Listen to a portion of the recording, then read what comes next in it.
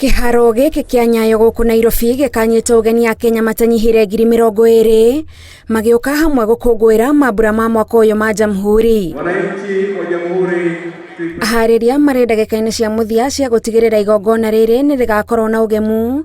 President William Ruto agitongoria bũrũri mambura-inĩ maya. Nĩ gũgakorwo na mahenya marĩa magakorwo marehete hamwe ateng'eri, atongoria, athaki a mathako ma ngerekano gatagatĩ kangĩ.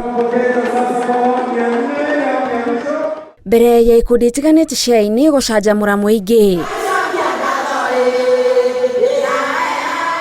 Mwandĩki mũkaru ministry-inĩ ya ũgitĩri Raymond Omolo niwe ũthũrimĩte meharĩrĩria ma mũthia marĩ hamwe na atongoria angĩ anene thirikari-inĩ. Now these celebrations would be slightly different from what we have had previously in the sense that it's a themed celebration with a focus on ICT, and going forward we will be doing similar celebrations with various themes.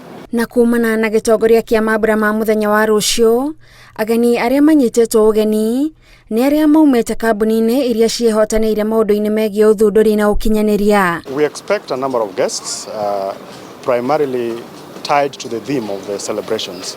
So a number of guests from the tech space, Google, both globally and locally. Arĩa matakahota gũkinya kĩharo-inĩ kia Nyayo nĩ magakorwo na mweke wa kũnyitanĩra matũũra-inĩ kũrĩa mambura ta maya magakorwo magitongorio nĩ county commissioner. In terms of security, we have adequate preparations and we are working very closely with the security personnel.